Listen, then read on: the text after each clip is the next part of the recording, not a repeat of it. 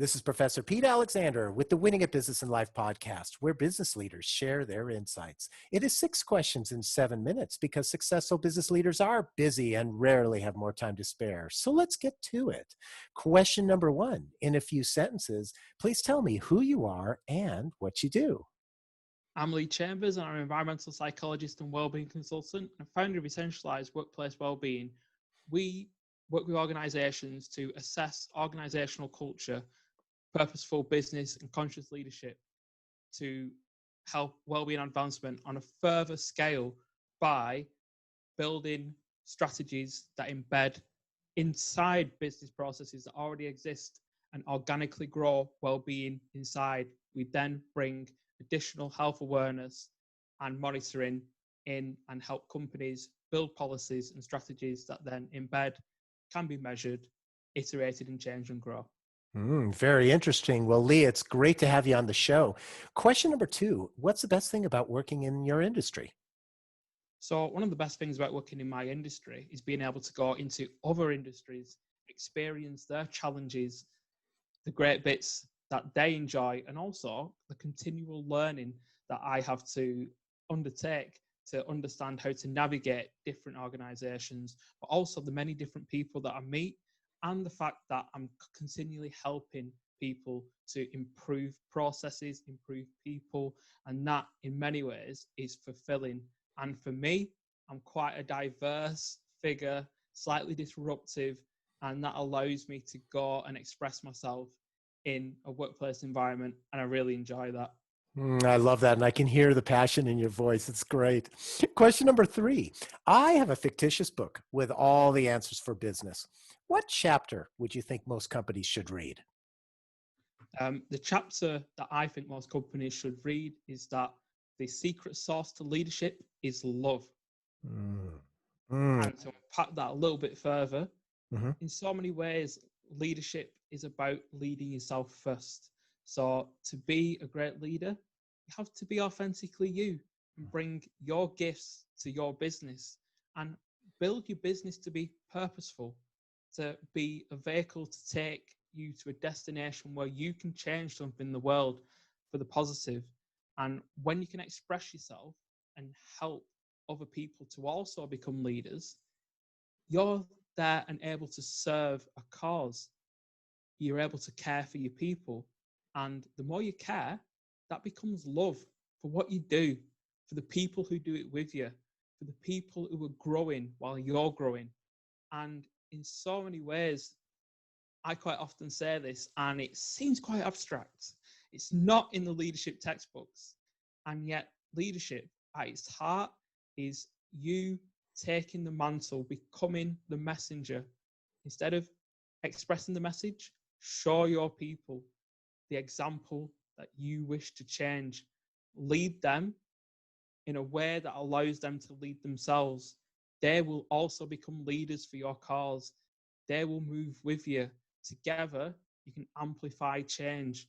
Companies will change the world, and you can be a part of that by leading with love from a place of enlightenment and understanding that human potential is massive, and you can care for your people, look after them, look after all your stakeholders, and move forward together to make long-lasting, purposeful change. That is so powerful. Wow. It takes my breath away. Thank you for sharing that. Question number 4.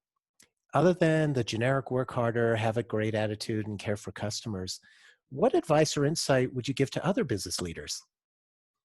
So again, it's your people are your business, and yet they are the greatest source of data and experimentation. So they carry out many roles that are necessary for your business to be successful. What's really interesting is in my work, so often they are not tapped for the incredibly powerful feedback that they can provide often enough. And it's very simple to appreciate them for what they do, to give them a level of autonomy which gives them space to grow, will allow them to start to articulate things which you, higher up, managing other elements, are not privy to in the same way. And again, that feedback is incredibly powerful.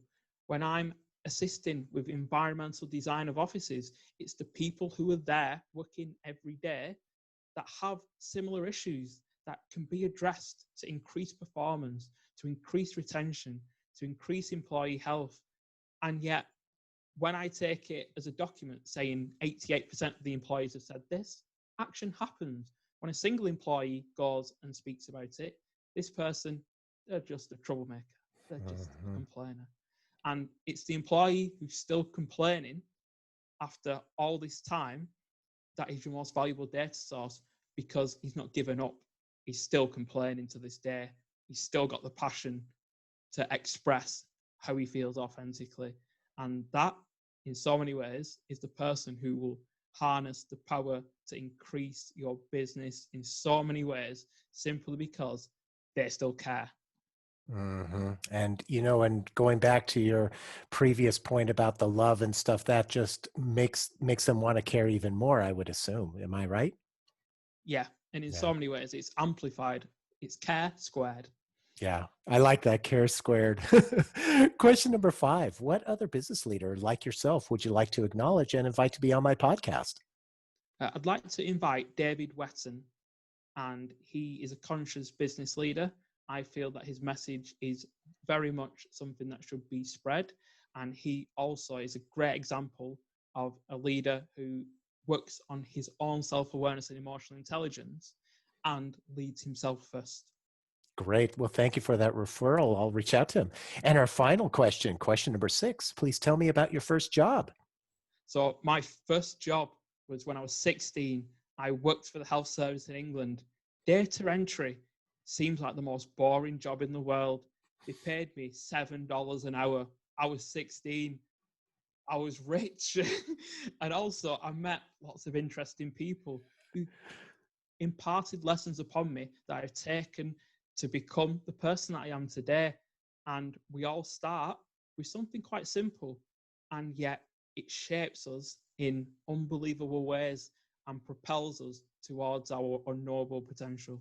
And it's so funny that you said that at $7 an hour you felt rich, but at 16, I know exactly what you're talking about. Those first jobs, when you make an hourly wage that you seem as a lot, it's you feel rich, don't you? Oh yeah, and I came from a blue collar family, so to me it was wow. Same here. Oh, so Lee, it's been such a pleasure to have you on the show. How can people find you? Yep, so they can find me at essentialize.co.uk and on LinkedIn at Lee Chambers. Wonderful. This is Professor Pete Alexander with the Winning at Business and Life podcast. For more insights and ideas, please go to LinkedIn, YouTube, Facebook, or iTunes and search for the Winning at Business and Life podcast. Thanks for listening.